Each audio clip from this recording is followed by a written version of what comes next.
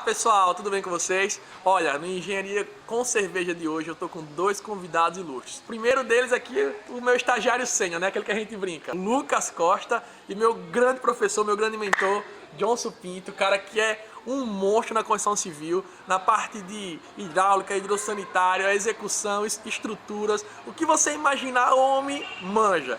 E eu aprendi muito com ele.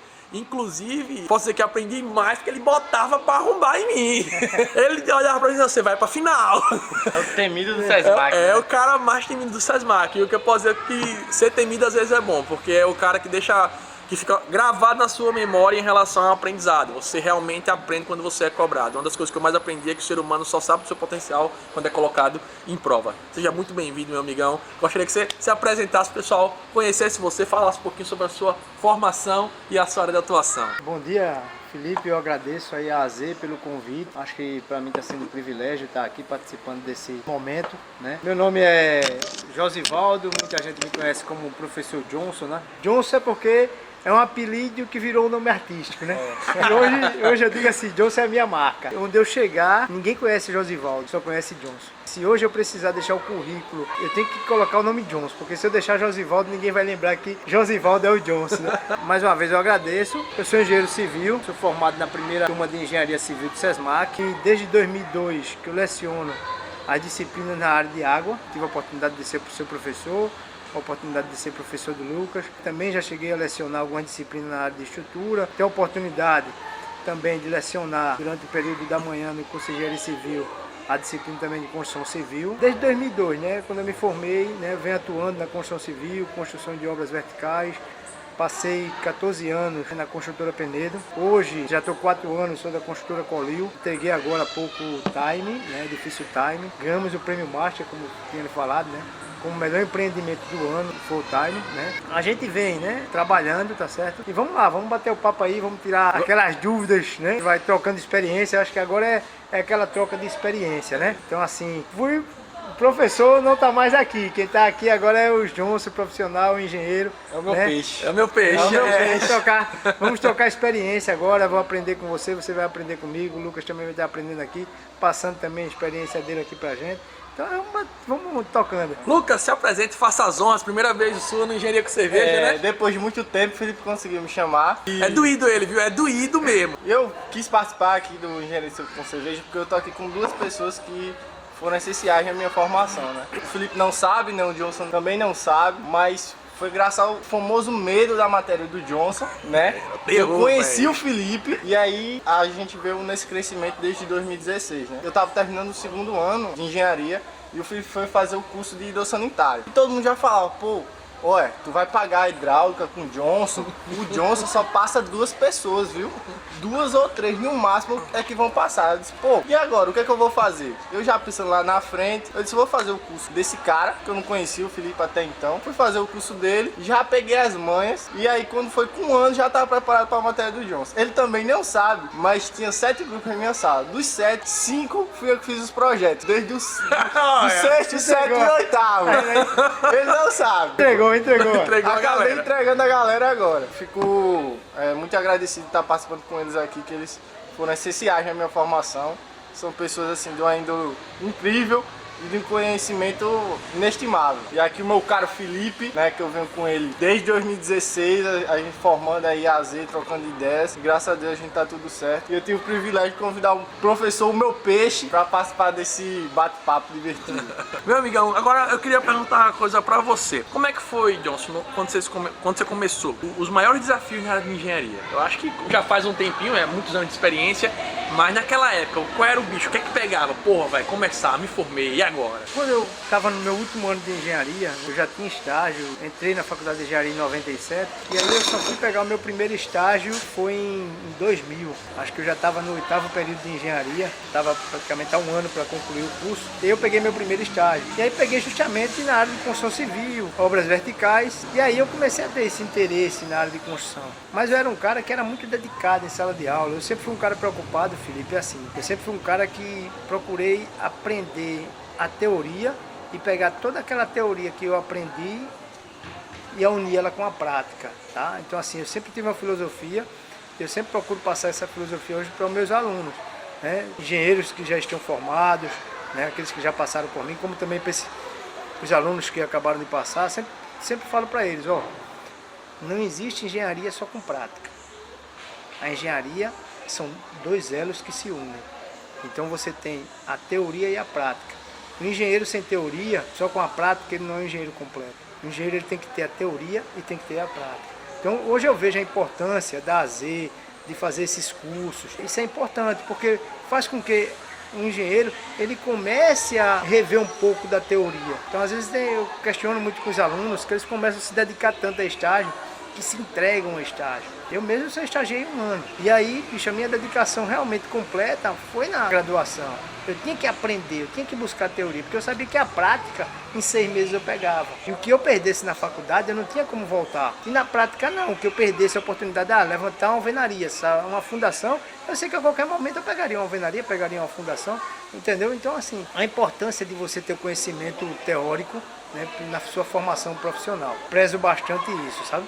Então, assim, eu fui um cara que, na minha turma, era o cara que ajudava, sempre estava ali, o SESMAC, a gente estava para fazer na época, hoje é o ENAD, então, na época era o Provão, vocês tiveram a oportunidade de ser o ENAD, na minha época foi o Provão. Então assim, eu fui o cara que preparei a minha turma para o Provão. Eu fui convidado pelo SESMAC, eu no 10º período já me formando, a coordenadora me chamou, me passou essa missão de ajudar os meus amigos a fazer o Provão, porque ela via a minha dedicação ali em sala de aula. O que é que acontece? Assim que eu me formei, eu comecei a lecionar. E aí já tive a minha primeira oportunidade de trabalho, que foi na Construtora Nacional na época, onde eu era estagiário, foi meu primeiro estágio. E aí eu comecei a atuar na engenharia na Construtora Nacional. Passei 1 ano na Construtora Nacional, eu tinha o meu amigo Felipe Luna, que era Construtora Penedo, nos formamos juntos. E aí foi quando eu conversei com ele, ele abriu as portas da Penedo para mim e me deu a oportunidade de dar continuidade na Penedo. Então, naquele momento eu saí da Nacional e fui para a Construtora Penedo. Para mim foi uma experiência enorme. Tive a oportunidade na Construtora Penedo de fazer, acho que eu iniciei no edifício Charles Garnier, depois de Charles Garnier eu fiz o Ulisses Luna, depois Absolute Clays, Leblon, Privilege Clays.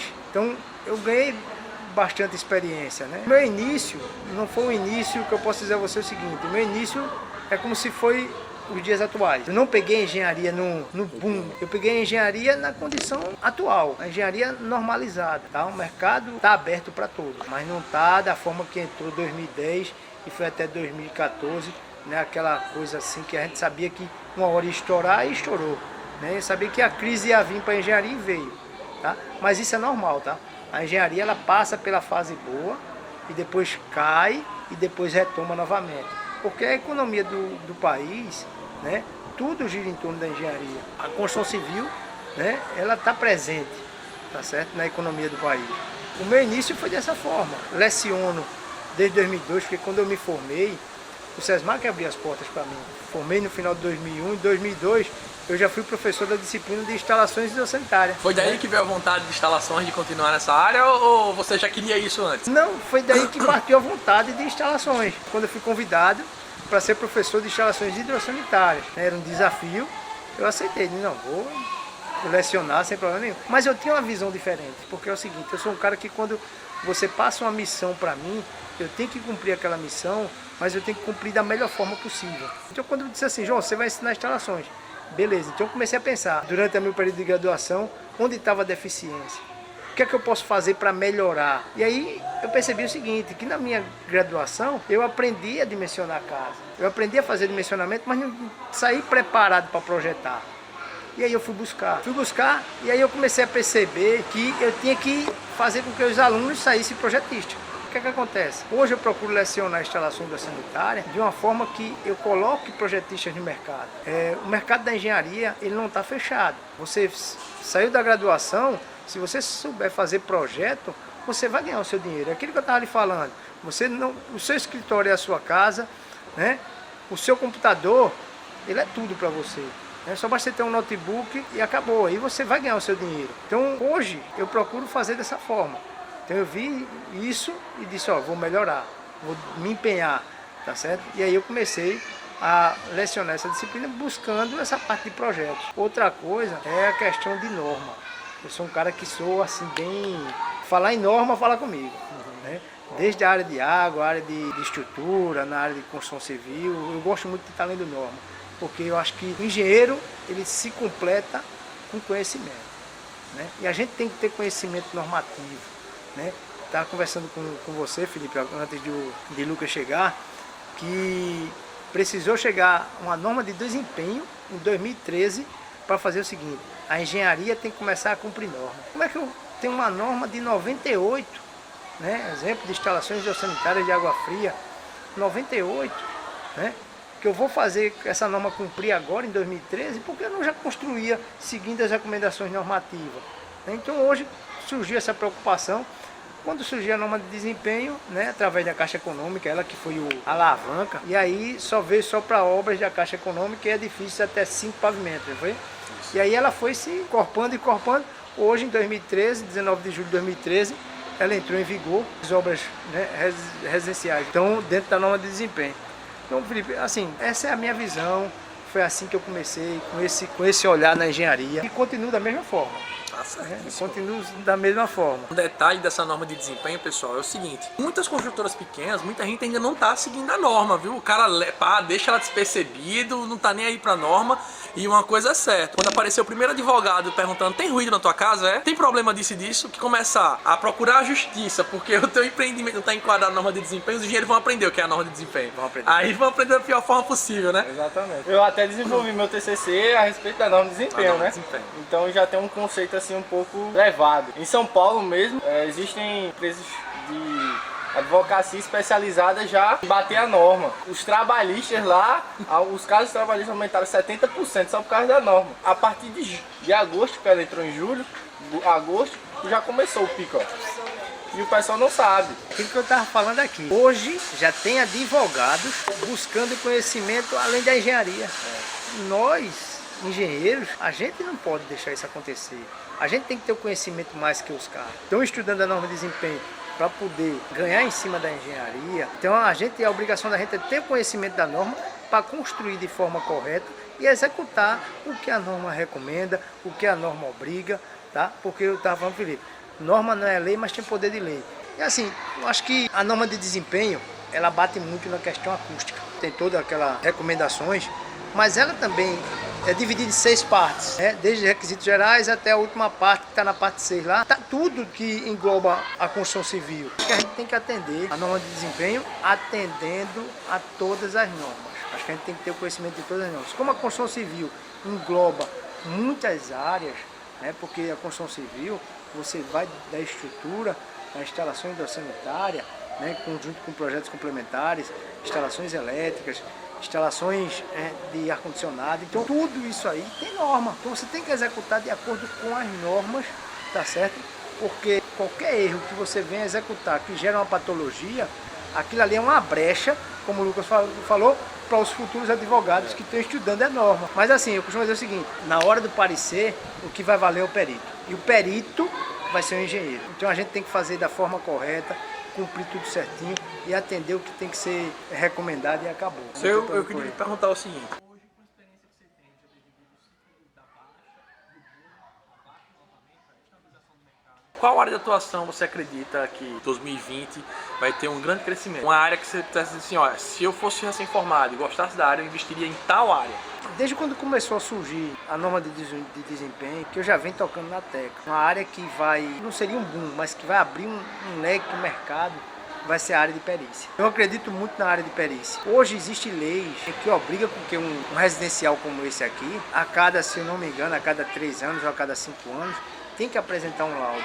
Os órgãos responsáveis por isso ainda não cobram. Mas a tendência, bicho, é agora, principalmente com essa exigência toda para você construir, a norma de desempenho, ela veio realmente abrir esse mercado de perícia. Do mesmo jeito que abriu o mercado na área de direito que os caras estão estudando, abriu para a gente, tá? Não só perícia, como consultoria. Só a perícia, consultoria também. Então eu acho que eu vejo isso aí uma tendência. Outra área que eu acredito que vai crescer muito, que está envolvido com a perícia também, é o seguinte: esse prédio, por exemplo, aqui já tem 10, 12 anos. A gente vai olhar prédios que tem 30, 40 anos. As obras estão envelhecendo. Requer o que? Uma manutenção preventiva, preditiva, corretiva. Ou seja, manutenção predial. Eu acho que é uma área onde você vai englobar a perícia, as patologias que estão se manifestando, o cara vai ter que fazer a avaliação, a perícia, método corretivo. Eu acredito que essa área, bicho, o que mais viu esse ano foi viaduto caindo, prédio caindo, ponte. Alguma coisa tá faltando aí. Eu acredito que 2020 vai abrir muita coisa. Vai abrir muita coisa. É como você falou, né? As pessoas não pensam na questão da preventiva. Né? Como você falou, tem preventiva, preventiva. E aí, hoje, por último, foi quem é corretiva. Hoje as pessoas esperam chegar à patologia, estão vendo que a patologia existe, mas ninguém corrige. Ou seja, você está vendo que aquilo ali vai se agravar, você não faz a corretiva. Principalmente, vamos voltar, porque eu não fiz a prevenção. E na norma de desempenho, né, já tem uma parte dela que ela fala sobre manutenções. Ela já obriga o usuário a que ele cumpra com a manutenção preventiva. Porque, exemplo, como é que eu vou dar a garantia de um produto se você não faz a manutenção? Então, assim, uma coisa que é muito importante, né, é tudo estar bem discriminado e bem assim, bem objetivo no manual do proprietário. Então, na hora que você vai entregar um empreendimento, o manual do proprietário tem que estar bem amarrado. Tivemos um contratempo, tivemos que trocar de lugar, o sol tava batendo, foi pesado, mas agora a gente vai continuar. A gente tava falando sobre manutenção. Johnson, você estava dizendo em relação que as pessoas não têm a cultura de fazer a manutenção preventiva. E sim, quando realmente dá merda, o negócio começa a acontecer. É o que eu falei para você, né? Essa importância da manutenção preventiva é uma coisa que você falou, né? Um outro mercado que vai crescer bastante é esse mercado de reformas, esse mercado de correções, né? de manutenções. Então, assim, se existir a prevenção, não tem a correção. Então, ou seja, a vida útil de qualquer empreendimento ela vai ser bem maior, né? Então, assim, acho que é importante a manutenção preventiva. E sai bem mais barato do que depois Sai bem mais barato do que uma corretiva. A corretiva é o problema. Rapaz, deixa eu lhe perguntar uma coisa. Nessa sua vida profissional, nessas experiências, eu acho que o Lucas também deve ter essa curiosidade. Qual foi o maior desafio que você teve depois de formado? Assim, o momento que você ficou, porra, como é que eu vou resolver isso aqui? E depois de resolver dizer, agora eu sou foda. Qual foi o maior desafio profissional que você teve na engenharia? Desafios, nós engenheiros temos todos os dias. Né? Acho que todo dia a gente está apagando fogo. Todos os dias a gente tem uma novidade, tem um problema diferente e que a gente procura solucionar na melhor forma possível dentro dos conceitos da engenharia. Mas assim, se chegar assim para mim e dizer assim, qual foi o seu maior desafio? Acho que o meu maior desafio assim foi construir o Time. Né? No prazo de 3 anos. É uma obra enorme, tá? E eu tinha essa missão de entregar, de assumir em 2016 e entregar em 2019. E aí eu consegui realmente cumprir com o prazo, entregar aquela obra dentro do cronograma. Eu acho que ali foi o meu maior desafio. Foi o maior empreendimento que eu peguei. Eu estava acostumado a pegar empreendimento de 6 mil, 7 mil metros quadrados de área de construção. Um empreendimento de 20 mil metros quadrados de área de construção. E eu apenas ali como engenheiro, né, administrando uma obra dessa. E ter esse compromisso de entregar no prazo. Essa é a minha meta, era o meu objetivo. E hoje eu tenho orgulho, né? Dizer assim, eu cumpri, né? Procurei fazer da melhor forma. Esse eu acho que foi o meu maior desafio, foi esse. O Johnson se realiza mais dando aula, projetando ou executando obra? Boa pergunta. Executando obra. Assim, executando obra eu me realizo. Dando aula eu também me realizo, mas eu gosto muito de executar obra. Eu gosto muito de aplicar o que eu aprendi. Gosto também de dar aula, porque eu gosto de passar o meu conhecimento, um pouco do meu conhecimento para os alunos, para os futuros engenheiros. Assim, eu costumo dizer o seguinte, a sala de aula é onde eu me desestresso, é onde eu conheço novas pessoas, tenho novas amizades, estou dentro de um ciclo diferente e estou passando conhecimento. Acho que é importante isso, é passar o conhecimento. Entendeu? Então tudo que eu aprendo, toda a dificuldade que eu passo dentro do contexto de obra, eu tento mostrar em sala de aula, mostrar qual é a forma que você tem que agir. Então assim, esse é meu conceito, mas construção civil é meu... realmente é o que eu gosto. Eu sei disso, eu sei muito bem disso porque o Johnson ele trabalha numa construtora que atualmente eu moro em um edifício que foi feito por ele. Com outra obra, ele está em outra obra que é de frente ao meu prédio. Ou seja, toda vez que ele vai fazer uma laje, Eu mando foto, ei Johnson, como é que tá? Ele tá lá no concreto. Olha, Ele só pra conferir a ferragem. tá lá, ele sobe, olha antes do carro, primeiro carro chegar. Então, eu já vi ali, pô, o Johnson gosta de executar a obra, viu? Sou um cara operacional. Tem aquele meus momentos de estar na minha sala de engenharia, fazendo as minhas compatibilizações de projeto, observando o projeto, reunido com a minha equipe de execução, mas tem um momento que eu tenho que estar no campo, eu tenho que estar fiscalizando. Eu sou um cara que, se eu mandar você conferir, eu tenho que depois ir conferir também. Porque se passar algum erro por você, por mim não vai passar não, porque eu vou conseguir identificar. Então assim, eu busco errar o mínimo possível. Eu estou sujeito ao erro, mas eu busco errar o mínimo possível. Às vezes eu brinco hoje são minhas auxiliares de engenharia, né? Tenho 2 auxiliares de engenharia, tem a Laura, que cuida dessa parte de acabamento comigo, estrutura desde a fundação, e tem o Jalaiane, que é na parte mais de instalações. Eu joguei ela mais para ficar me ajudando na parte de instalações elétricas, hidráulicas, ar-condicionado. E eu sempre fui o cara que, assim, eu passo a tarefa, elas vão lá, conferem, tudo direitinho, mas tem que vir um olhar do Johnson. Se eu pedir para fazer um levantamento, às vezes eu brinco, eu digo, pô, pedi para você fazer o levantamento desse revestimento de fachada, tu fez, eu já tenho o meu feito, para poder comparar, porque se eu errei, você vai fazer e eu vou bater, vou pôr um dedo diferente, onde é que está o erro?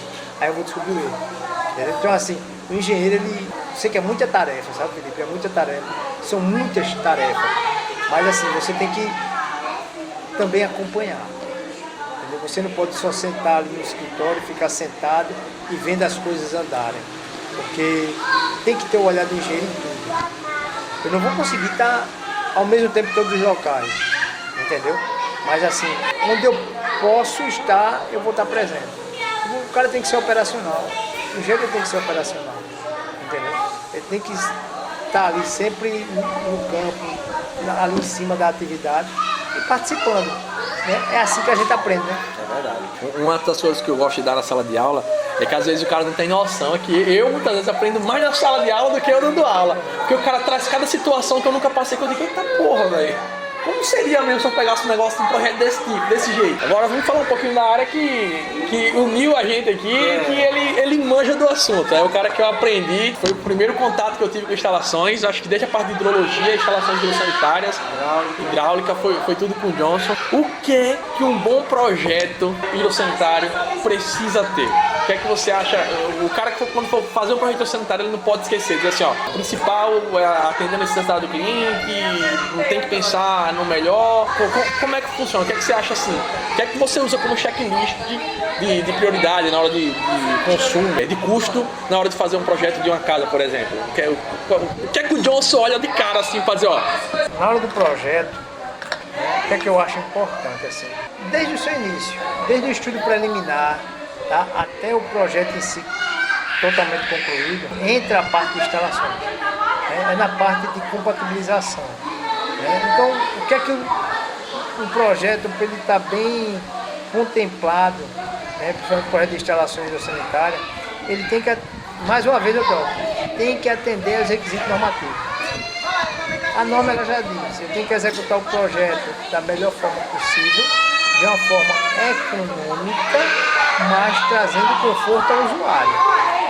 Então eu vou projetar pensando na economia, mas pensando no melhor conforto ao usuário, tá certo? E de que forma? Buscando sempre atender às recomendações de norma. Então vou dimensionar?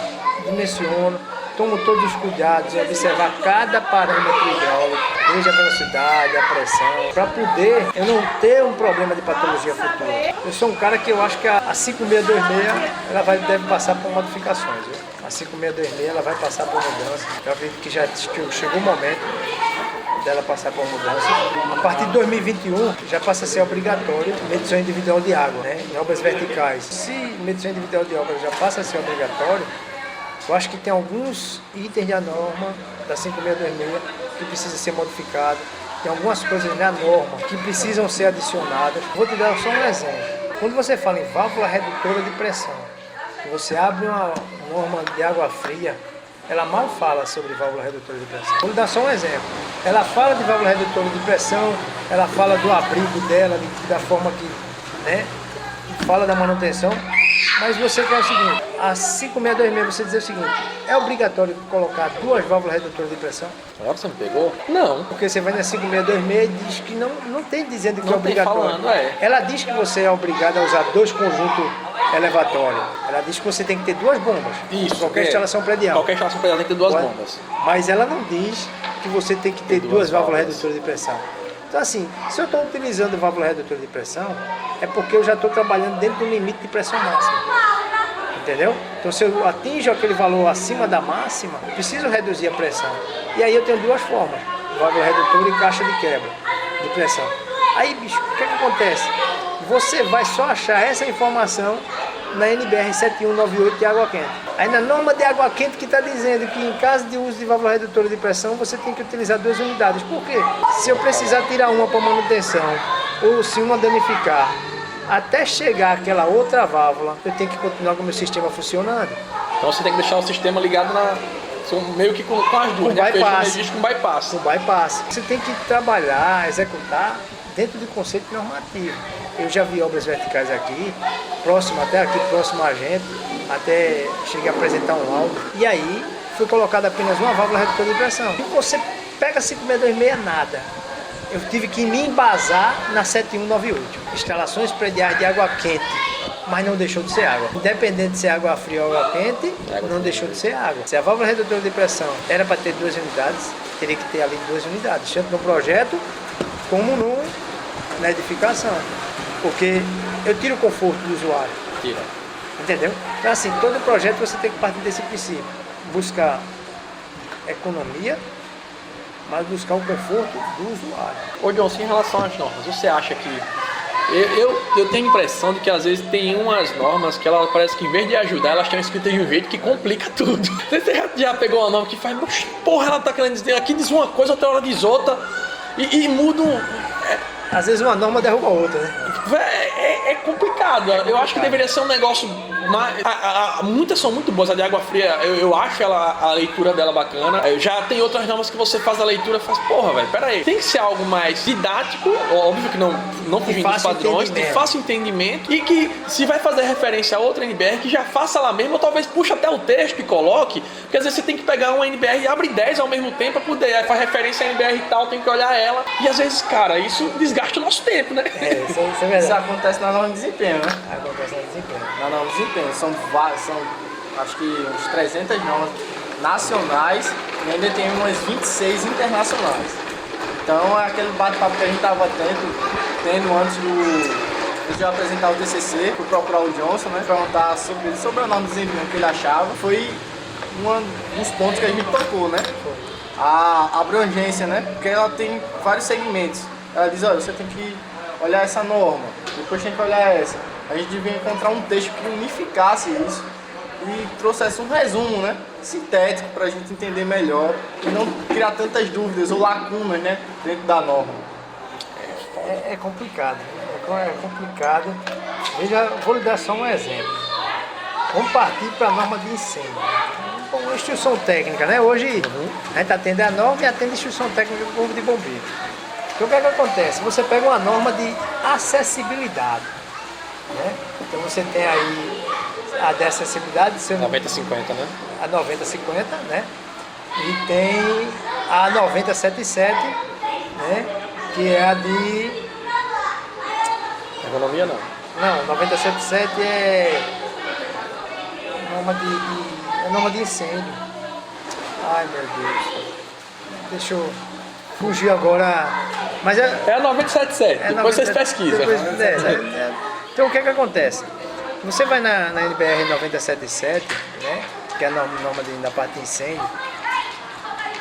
Então ela diz o seguinte, que o hidrante, né? Não na 977, acho que é a 13, a de hidrantes e mogotinha, ela diz que o hidrante e a botoeira tem que ficar no máximo a 5 metros da porta corta-fogo, ou seja, da escada, da fuga. E aí hoje você pega a 90-50 E ela fala lá que o deficiente na escada tem que ter um espaço reservado para deficiente. E ela diz que nesse espaço reservado para deficiente, você tem que ter uma comunicação para que o deficiente informe que ele está ali. Por exemplo, ocorreu um incêndio no edifício. Né? Qual é a fuga? A escada.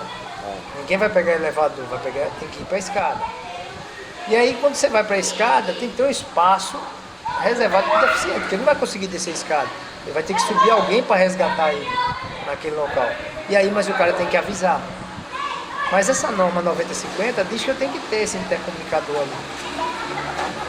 Mas quando você vai para outra norma, qual seria o intercomunicador? A botoeira. O cara vai lá, entrou na escada, pá, apertou a botoeira, aí a central já vai informar. Deficiente em tal pavimento. Aí você bate com outra norma que diz que eu tenho uma botoeira também, a 5 metros da porta para fogo. Fica um batendo com o outro. Aí um questiona o seguinte, pô, no caminho que o deficiente vai para a escada, ele não já vai passar pela botoeira, porque eu preciso colocar uma botoeira lá dentro. Você viu onde está? Interpretativo. É interpretativo. A norma às vezes dá essa interpretação. Mas vamos usar o bom senso? Se eu vou passar por uma botoeira e eu sou deficiente, na hora que ocorrer um incêndio, naquele momento eu não quero saber, eu quero fugir. Então se eu tenho aquele local, eu vou para aquele local. E naquele local que eu vou ficar parado, pode ser que ali eu comece a pensar. Mas no momento, a minha mente ela desviou para fuga. Eu tenho que sair daqui. Entendeu? Então eu acho que existe esse choque aí das duas normas, sabe? Tem várias normas, eu acho que se chocam. Aí, cara, eu sou o cara que eu sempre que eu vou, eu não sou de decorar. Eu sou o cara que quando eu vou projetar, eu paro e digo, não, agora eu vou. Eu tenho uma memória péssima para decorar a norma, ele sabe disso. E eu tenho meu checklistzinho e tem minhas coisas. Cada vez que eu vou projetar, eu pego, não, agora eu vou pro meu, porque algumas coisas eu lembro, outras coisas, meu amigo, se eu não tiver baseado em alguma coisa, eu faço besteira. Tem que estar com a norma do lado. Tem que absorver um pouco. Ninguém vai absorver a norma inteira. Mas o que é que eu digo? Absorve os pontos principais. O que é importante, né? Como você falou, na hora que você vai projetar, o que é que você pensa inicialmente?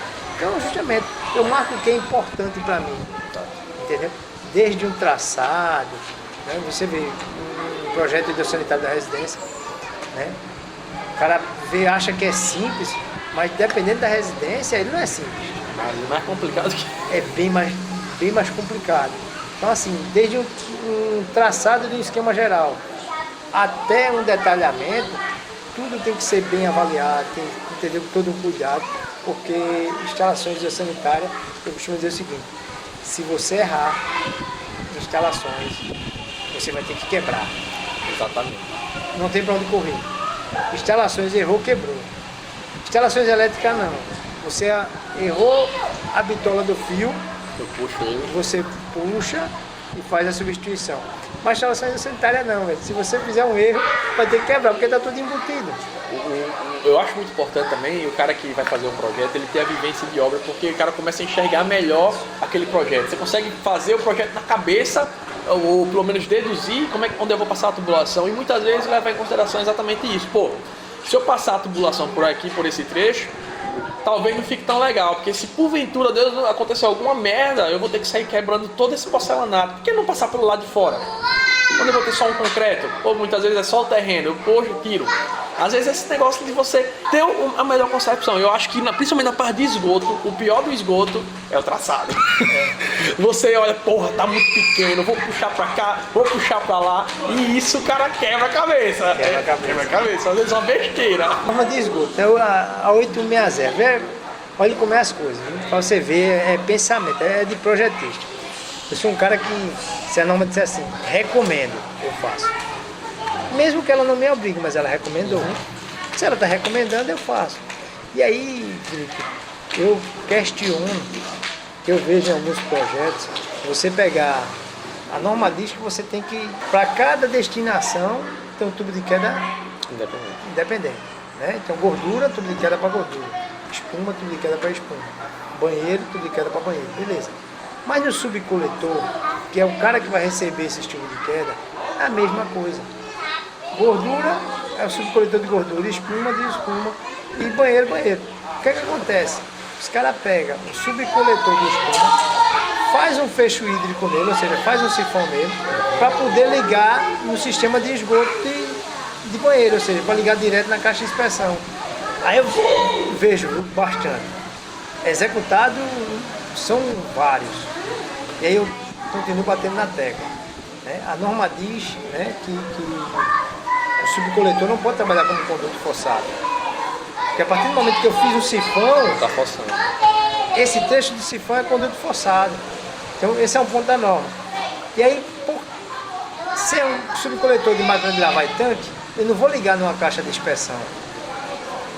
Porque se eu for ligar numa caixa de inspeção, a caixa de inspeção ela é primária, ela contém gases. Então os gases vão retornar para a instalação. Vai sair mau cheiro no ponto de máquina de lavar, vai sair mau cheiro no tanque. Mesmo eu tendo o fecho hídrico lá como segundo dispositivo de segurança no meu ponto de utilização, eu não posso ligar direto. Aí o que é que o pessoal faz? Fecho hídrico no subcoletor. Não pode. Né? Aí você vai para a norma. A 860 ela tem um item lá, não lembro do item, mas tem um item da norma que ela diz o seguinte, que efluentes, né, destinados de máquina de lavar roupa e tanque tem que ser interligado a uma caixa sifonada especial no seu terminal. Ou seja, eu tenho que levar para uma caixa sifonada especial, tá certo? Na calçada, onde está lá todas as caixas, e dessa caixa sifonada especial é que eu posso ligar na caixa de inspeção, porque eu protegi meu sistema. Então, ao invés de o cara estar fazendo um fecho hídricozinho no caminho do subcoletor, faz uma caixa sifonada especial no terminal dele e resolveu o problema.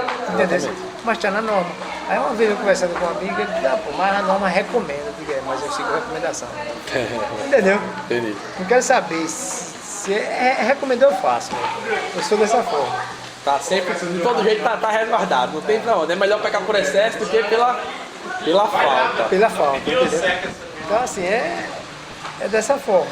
E o que você me diz sobre, por exemplo, residência? A gente trabalha com a residência hoje, aí o cara compra um terreno que tem 6 metros de frente, 15 de fundo. Aí você vai para a parte da norma, diz a fossa, eu tenho que ter 3 metros de um lado, 1 metro e pouco de outro, 2 de outro, aí eu tenho meu sumidouro e a casa. Aí já era. Aí já era. É foda. Já era, não tem como não. Você vai pensar em residência. É foda. Aí você vai lá, né? Você vai para 7229, que é a norma de fossa séptica. Aí lá na norma diz, como você falou, você tem que estar 1,5 metro de construção, né? Entre o próprio sumidouro. sumidouro. O sumidouro para a fossa tem que ter 1,5 metro. Né? Se eu botar de uma rede de abastecimento de água para a fossa, se eu não me engano, é 3 metros. 3 metros. Poço artesiano, 15 metros. E o cara está limitado. Mas assim, não dá para seguir não. Nisso aí eu também, quer dizer, nessa parte, infelizmente, o cliente vai dizer, meu amigo, você quer que eu diminua minha casa? Não tem como. Aí vai pecar. Não tem como. Mas a gente procura evitar. Melhorar ao máximo. Melhorar ao máximo. Né? A gente procura evitar. Então assim, qual é a recomendação principal? Estou fazendo o projeto de uma casa. Nunca colocar a fossa séptica no fundo. Sempre trazer fossa séptica e sumidouro para frente. Tá certo? Por quê? Hoje a gente utiliza esse sistema de tratamento, né? Porque não tem um saneamento básico completo. Né? Tem um saneamento básico, ele abrange abastecimento de água, esgotamento sanitário e pluvial. Né? Então se ali o sistema não é completo, obriga com que cada residência tenha o seu próprio sistema de tratamento. Às vezes, por falta de informação, é um sistema de tratamento que ele não é executado da forma correta. Entendeu? Vou dar um grande exemplo. Se você for para a região do Farol, né, muitos poços artesianos no Farol são contaminados. Né? Se for para uma região alta, onde não tem saneamento básico de esgoto, né, a tendência é o lençol freático ficar contaminado. Por quê? Porque as pessoas não têm o conhecimento de como deve ser feita uma fossa séptica. Tá certo? Não tem aquele conhecimento. As pessoas têm o conhecimento que é o seguinte: é cavar um buraco de 10 metros de profundidade ou 20 metros de profundidade e jogar tudo dentro. Ele está contaminando o solo, está contaminando o lençol freático. Então hoje a região do Farol, o teor de nitrato que tem no lençol freático é enorme. Tem poços artesianos da própria Casal que são lacrados hoje, porque já ultrapassou o limite, né, do Ministério da Saúde, em questão de nitrato, porque nitrato é cancerígeno, entendeu? Então assim, a fossa séptica é uma estação de tratamento que a gente é obrigado a fazer porque eu não tenho essa condição, né, para que eu pegue meu esgoto e lance no coletor público e aí ele se destine a realmente uma estação de tratamento completa, porque é um ciclo, viu, Felipe? É um ciclo. A gente recebe a água, consome, utiliza, manda para o esgoto. O esgoto ele trata, manda novamente, né, para o manancial. E aí a gente pega de novo do manancial e traz de volta para a estação de tratamento de água, trata e vai de novo. Então é um ciclo, pô. Então a estação de tratamento de esgoto tem que ser completa. O sistema de fossa séptica, ele não é completo residencial, porque o correto é você fazer fossa séptica, tratamento complementar com filtro anaeróbio, por exemplo, pode trazer um sistema de biodigestor, tá? E depois disposição final. Mas as pessoas só fazem o quê? Fossa séptica e disposição final. A fossa séptica, ela só consegue praticar, ela faz parte primária e parte da secundária. Mas aí se você for para a eficiência de um tanque séptico, ela já está em torno hoje de quê? Em torno de 30 a 45% de eficiência em redução de DBO, tá? Que hoje é um grande indicador de contaminação.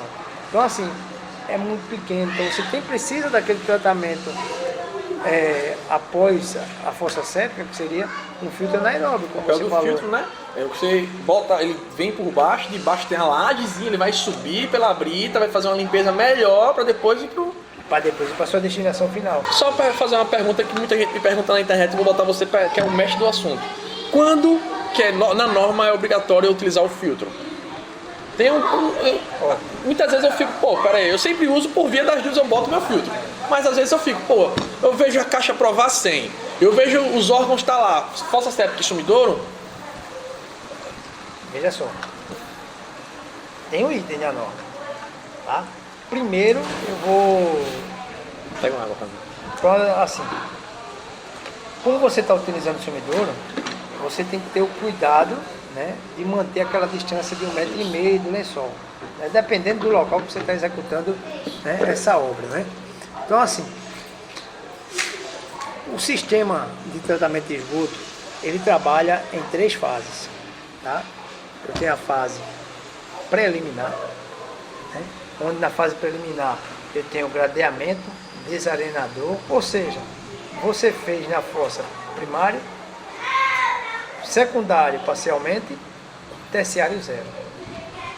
Então, ou seja, você está lançando diretamente no sumidouro micro-organismos, né? Então, assim, tudo que está sujeito a contaminar o lençol freático está sendo lançado. Mas, você me perguntar, João, é obrigatório, se você abrir a 7229, ela tem lá, ela diz o seguinte: o tratamento ele é fossa, complementar, destinação final. Não, eu tenho que ter o filtro sempre. Tem que ter um filtro. Por que Ou que você usar um sistema, como um sistema de biodigestor, que ele funciona também já acoplado. Fossa séptica, filtro anaeróbio. É o único conjunto de biodigestor. Aí é tranquilo. Eu vejo muito, por exemplo, Espaço, né? a caixa para casa, ela não olha isso. Até a própria planilha da caixa tem lá, fossa séptica e sumidouro. Não tem nada nela que contempla a planilha de... No caso da casa financiada que eu trabalho. O biodigestor, ou que contempla o coisa. O cara vai lá da caixa fiscalizada e não olha isso. E aí a gente, para fazer, como nas casas a gente aceita, muitas vezes a gente faz as casas primeiro pelo espaço que a gente não tem, que se eu for respeitar a frente acaba, a gente geralmente coloca fossa séptica e o sumidouro. Quando eu vou fazer os meus projetos para fora, quando na minha casa que estou construindo aí, eu boto o filtro anaeróbio. Eu sempre coloco ele pequenininho mesmo, boto lá embaixo, faço dimensionamento e é isso. Agora é complicado para casa. Não, é complicado. É questão de espaço. Tudo é questão de espaço, mas assim, é o bom senso, entendeu? É o bom senso. Então, se houver possibilidade de colocar o filtro anaeróbio, coloque. Você vai estar ajudando o meio ambiente, tá? entendeu? Você está ajudando as novas gerações, entendeu? Aos nossos netos, aos nossos filhos, porque hoje as pessoas não se preocupam tanto. A gente é rico em água, o Brasil é rico em água, mas a gente vê outros países do mundo que sofrem por causa da água, certo? Então assim, a gente tem que pensar nas novas gerações, pensar no meio ambiente. Então, o sistema, ele só se completa com fio. Aí é que a gente vai poder Não tem jogar. para onde correr, entendeu? Se você pegar e dizer o seguinte, ó, eu estou no local porque vai existir alguma condição que você não tem condição de fazer sumidouro. Você vai ter que lançar em um córrego de água. E aí, Infelizmente, vai ser fossa, córrego de água? Não. não dá. Vai ser obrigatório. Fossa, filtro anaeróbio e ainda tem uma desinfecção. Porque senão você vai estar mandando micro-organismos para lá naquele córrego. Né? É complicado, entendeu? É complicado. Eu pense assim, a residencial, eu acho que o correto é melhorar a parte de coleta de esgoto, sistema de abastecimento de esgotamento sanitário, né? De coleta de esgotamento sanitário. Então, a partir do momento que existe saneamento básico, melhora em tudo. Por isso que é bom botar a fossa na frente, né? Possivelmente pode passar um saneamento ali, você desabilita a fossa aí. Já liga direto no saneamento. E é a melhor condição, entendeu? Às vezes você, porque a política do Brasil é diferenciada. Se os caras investirem R$1, já tem estudo que você investe R$1 apenas em saneamento básico, você vai ter de retorno 10 vezes, 20 vezes a mais na saúde. Então o povo investe em saneamento porque aí eu melhoro a saúde. Então os caras estão investindo na saúde e não investem em saneamento. Aí não funciona, velho. O Brasil é complicado. O Brasil é pesado, né? É a mesma coisa, eu vou fazer uma estrada, uma estrada. E aí os caras pensam em tudo. Ah, fazer uma rodovia aqui e tal, blá, blá, blá. Mas bicho, mas não se une. A Casal, como concessionária na parte de água e esgotamento, a prefeitura que é responsável pela parte de drenagem de água pluvial, né? A Algás, que é responsável pelo transporte de gás, os caras executam, faz a rodovia, aí daqui a 3, 4 anos começa a quebrar para passar um coletor de esgoto, gás, água. É foda. A gente tem que começar a pensar, bicho, assim é dinheiro jogado fora. Né? É dinheiro jogado fora, porque os caras não pensam, entendeu? Os caras querem executar, mas não pensam. É complicado demais. Agora deixa eu fazer uma pergunta, você que trabalha, bicho, incontáveis os seus projetos aqui em Maceió, pelo amor de Deus, que eu já passei muita plaquinha lá. Eu digo, rapaz, conheço aquele cara. Me diga uma coisa, aqui na parte baixa de Maceió, como é que você geralmente faz, hein? Bicho, ali é água pura, né? Aí, talvez nos outros lugares do Brasil, você que acompanha, não tem essa dificuldade, mas aqui em Maceió a gente cavou, ali na parte de baixo é água. O lençol freático é próximo, né? O que é que a gente tem que fazer? Quais são as opções para o pessoal aí, onde eles forem pego com situações, a gente tem um lençol freático? Felipe, na parte de esgoto, assim, você tem disposição final, porque você tem 2 tipos de vala. Você tem vala de filtração e tem vala de infiltração, né? A vala de infiltração é disposição final. Já a vala de filtração é tratamento complementar. Então, numa condição em que eu estou com o lençol freático próximo e a norma me limita a dizer que eu tenho que estar 1,5 metro distante dele, o sumidouro é descartado, né? Então, a única opção que você pode como destinação final é vala de infiltração. Tá? Agora tem que seguir todas as recomendações da NBR, que é a 13977, tá? Que é a norma de disposição final. Então, não tem outra saída, é vala. Tá? Aí você vai mandar para a vala de infiltração e mandar diretamente para o solo. Ah, não tenho como colocar vala, está muito próximo. Aí você vai ter que pensar em uma outra disposição final. Exemplo, se naquele local existe próximo a ele tem um córrego passando, onde você possa fazer o tratamento e mandar para aquele córrego, tá? Mas quando você manda para córrego, tem todo o regulamento a ser cumprido, né? Principalmente no que se fala na resolução do CONAMA, né? Então você tem que atender a lei federal, né? Que aí é onde bate. Você tem a norma, mas em cima dela você tem a lei federal, que é a resolução do CONAMA. Então assim, na situação baixa é vala, né? Não tem pra onde correr, é vala de infiltração. Eu peguei situações assim de projetos, você tem projeto lá na região baixa, por exemplo, a Cuiazalma hoje é toda saneada, né? Acho que há uns 6 meses atrás, né, já foi liberado o saneamento já na Cuiazalma, já está todo saneado a Cuiazalma, toda a parte de esgoto. A Cuiazalma não tinha saneamento. Então as pessoas construíram obras verticais naquela região com um sistema de fossa séptica. Agora, beleza, mas onde eu vou mandar o meu efluente? Né? E muitas vezes você tem que fazer uma elevatória para poder, através dessa elevatória, você mandar esse efluente para o ponto de um PV mais próximo, né, do seu empreendimento. Então, porque não tem como na obra vertical você utilizar vala de infiltração. Na residência você usa. Ah, vou fazer uma residência ali na Jatiuca, o lençol da freado que é próximo, beleza. Usa a vala de infiltração, ok. Uma recomendação assim para o uso de vala, tá? Sempre utilizar vala em locais que você não faça gramado, tá? Porque a vala, com o tempo, ela requer manutenção. Então, se você faz a vala e você faz um lastro em cima de concreto e depois faz todo um acabamento, no dia que der problema na vala, tu vai ter que quebrar. Então, é recomendável que você utilize uma área verde, um local que não tenha nenhuma pavimentação em cima, entendeu? Porque aí você tem a questão da manutenção da vala. A vala, com o tempo você tem que fazer a manutenção dela. Então assim, prédios na região baixa é complicado, você não tem como fazer vala.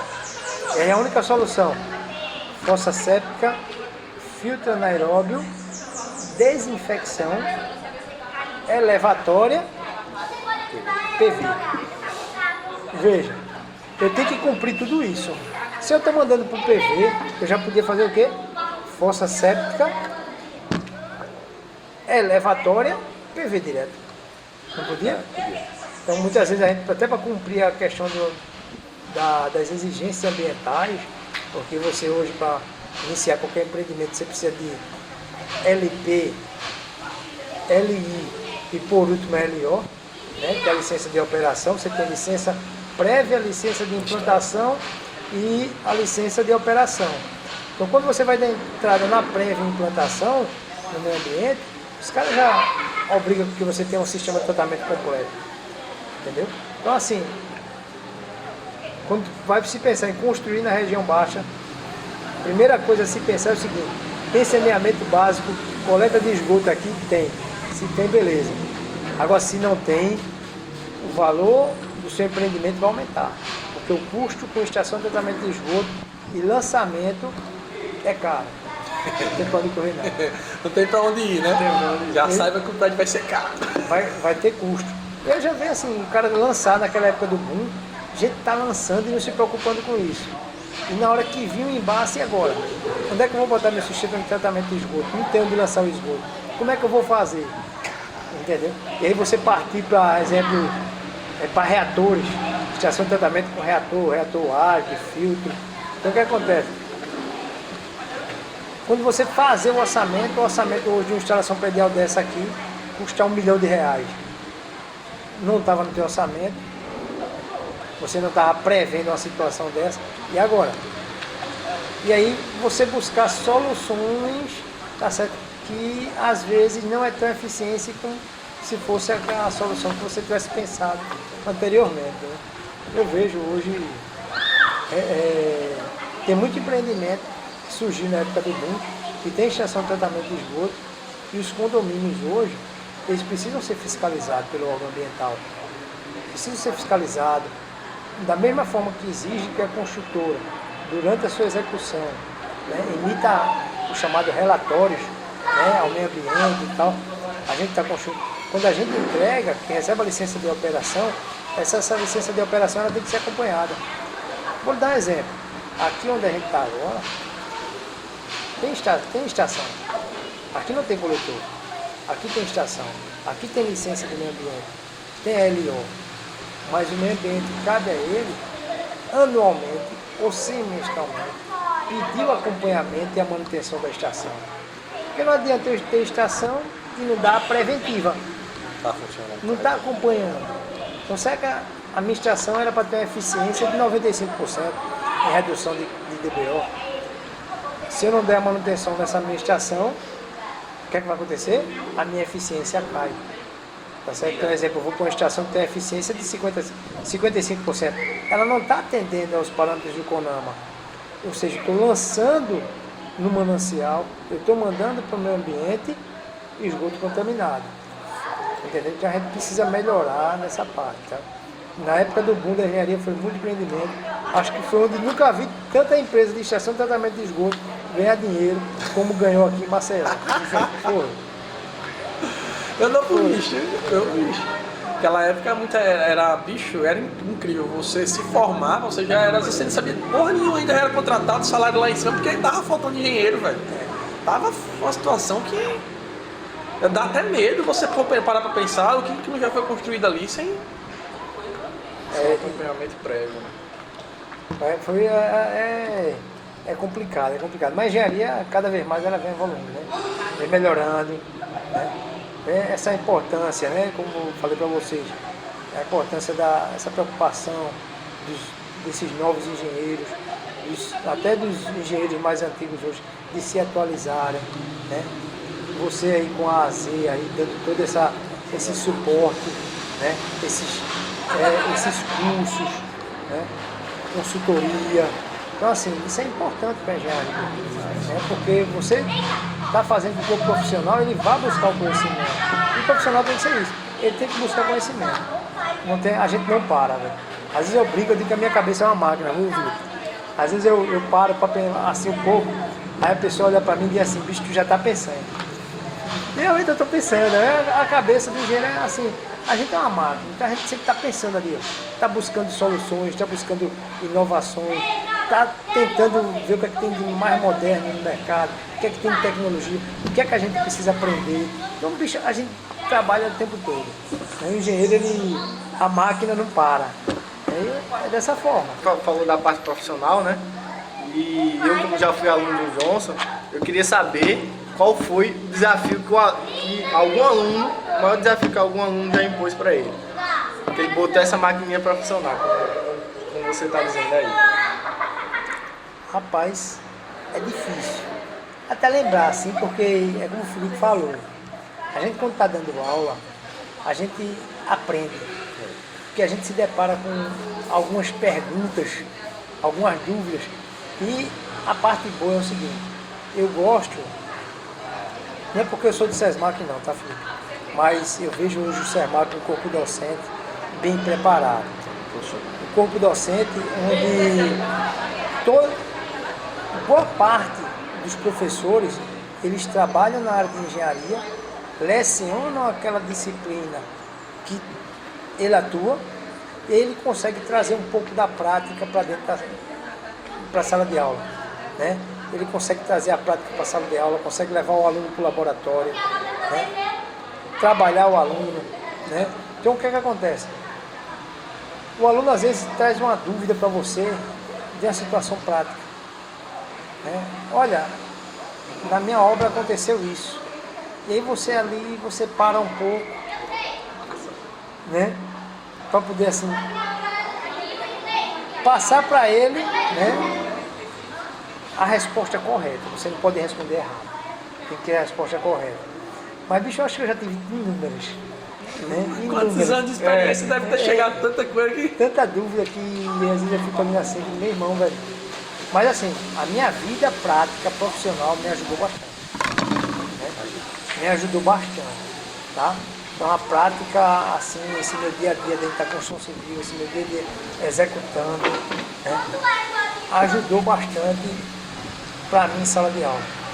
Porque às vezes você é deparado em situações, né, se depara com situações que você vivencia.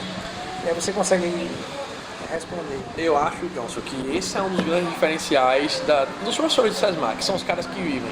Eu já vi em universidades aí, faculdades, que o cara, muito bem, o cara se formou em engenharia e nunca teve a oportunidade de atuar. Aí foi pro mestrado porque era o melhor. Do mestrado fez um doutorado e hoje está dando aula. Beleza. Já aconteceu de um cara, isso lá em Santa Catarina, eu fui dar aula lá. E um aluno veio me chamar para ajudar ele a fazer, era um muro de arrimo. Aí eu fiz, bicho, mas ó, isso aqui era bem simplesinho o negócio. Aí eu fiz, ó, bicho, eu fui procurar o meu professor e disse que não sabia, que ele nunca tinha executado. O cara que tava dando a matéria. Aí me deu o nome de 2 livros. Ele só sabia discutir teoria, ele não tinha vivência prática. E a gente sabe que muitas vezes a prática, a cabeça trabalha mais do que na norma. Porque, pô, como é que eu vou adaptar aquilo da norma para cá? E eu acho isso uma carência muito grande em muitas faculdades, bicho. Hoje eu vejo um corpo docente realmente, o SERMAC é um corpo docente preparado. Então, eu costumo dizer o seguinte, Zé Felipe, quem faz, hoje, você tem várias instituições de engenharia, hoje você não tem como dizer qual é a melhor instituição. Você tem hoje o ENAD que mede, tá? O ENAD mede. Mas, bicho, na realidade, velho, quem faz é o aluno. Não tem pra onde correr, entendeu? Então, assim, todas as instituições são boas, tá? Mas se o aluno, ele não é o diferencial, não tem como. Então, bicho, o aluno é tudo, entendeu? Então, hoje a gente vê a engenharia, foi naquele mundo, tanta gente querendo se formar em engenharia, né? Que hoje a gente vê muita gente parada, mas tá parado, Felipe, não é por falta de mercado, não. Tem muito dinheiro parado, não é por falta de mercado. É pela falta da dedicação durante a graduação, a acomodação, entendeu? Aquela coisa de fazer a graduação só para passar e acabou. Não é aquele cara de ir buscar, como eu falei para você. Tu tem oportunidade na graduação para aprender a fazer projeto. Pegar professores que ensinam você, ensinam para projeto. Ou seja, bicho, se eu sei projetar, por que eu estou desempregado? Entendeu? Então, assim, só basta o cara pensar e dizer o seguinte: na minha graduação eu vou aprender tudo. A média não é 6. Se a nota é 6, traga 60% de aprendizagem. Se você trouxe 60% de aprendizagem de cada disciplina, você vai ter o conhecimento suficiente, tá? Para poder, na hora que você precisar, você tá apto. Não tem para onde correr. Porque você vai se deparar, por exemplo, o cara vai chegar para você e dizer: Johnson, imagina, eu me formei, nunca trabalhei, nunca vi construção civil na minha vida, meu primeiro emprego foi construção civil. E aí? Eu tenho que estar preparado para isso. Se eu estiver preparado teoricamente, isso já é um bom resultado. Porque eu estou preparado teoricamente e vou adquirir agora o restante na prática. Você vai ver que tudo vai se absorver rápido. Às vezes eu brinco até com alunos, eu digo o seguinte: olha, construção civil, você se dedica um tanto a estágio, você tem que se dedicar. Agora, também você tem que se dedicar à teoria. Você está aprendendo, sabe não? Porque você vai trazer para cá, para a prática. Às vezes tem aluno, eu já tive estagiário, o cara chegar num campo e começar a tirar dúvida com o mestre obra e tal, com os profissionais ali, como é isso, como é aquilo e tal. E às vezes esquece de sentar ali do lado do engenheiro e perguntar. Ou seja, ele absorve a informação errada em campo e acha que absorve a observação correta porque veio da prática. Não.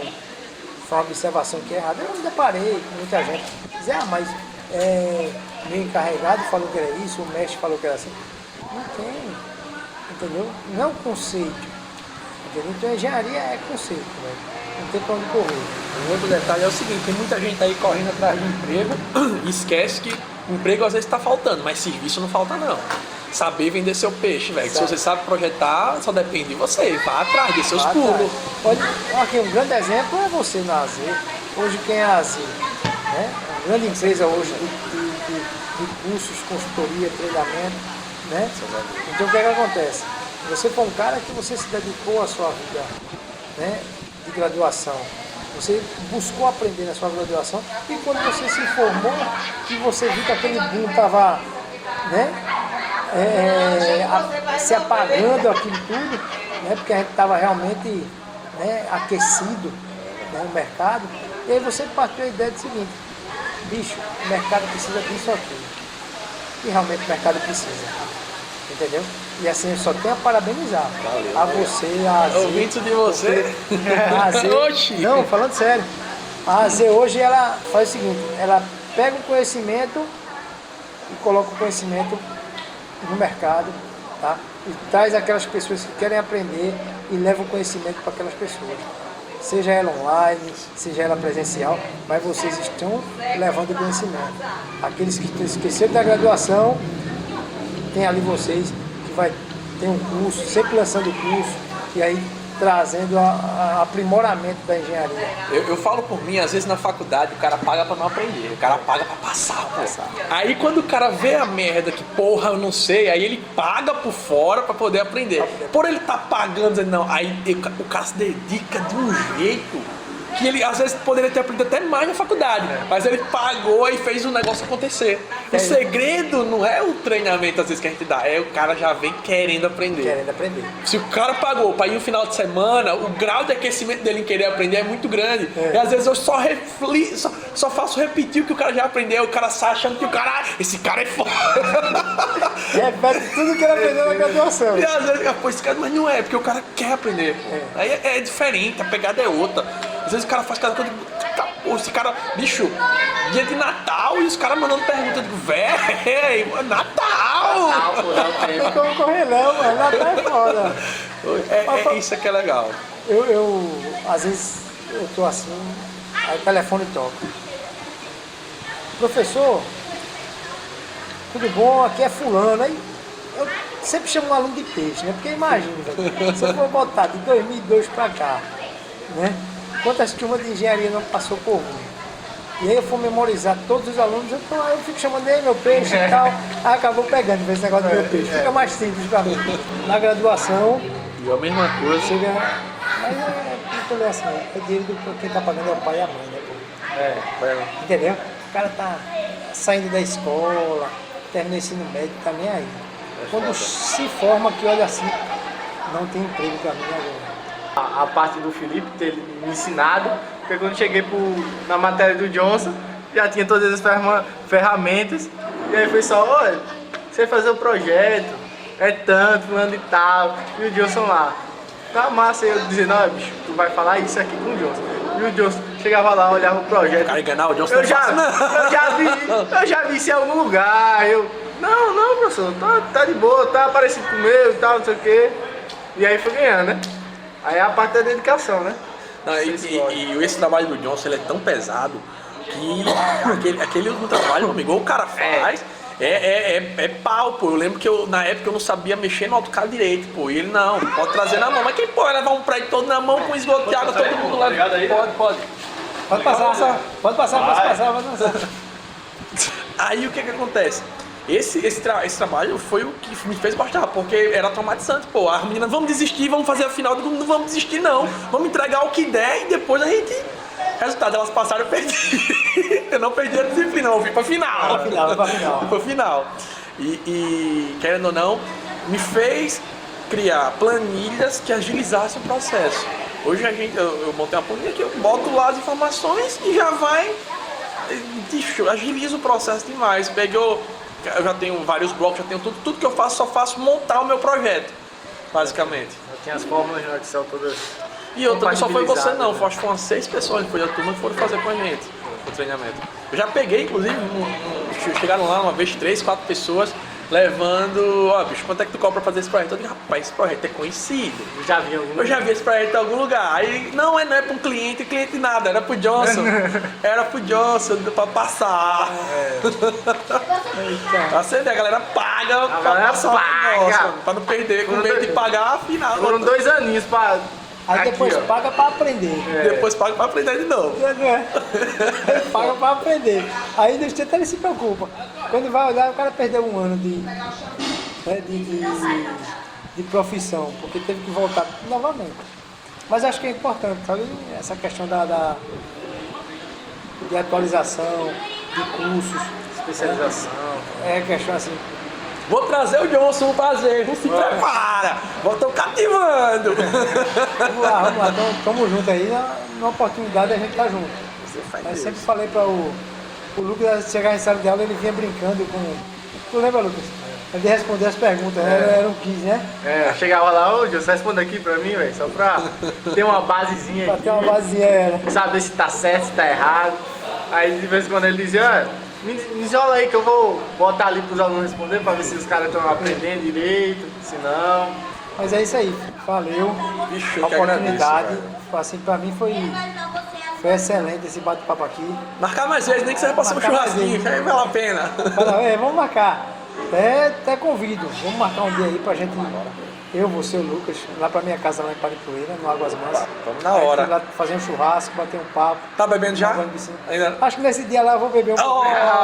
Eu não prometo. bebo, mas nesse dia eu prometo beber umas 2 cervejinhas, porque eu já vou dormir por lá mesmo.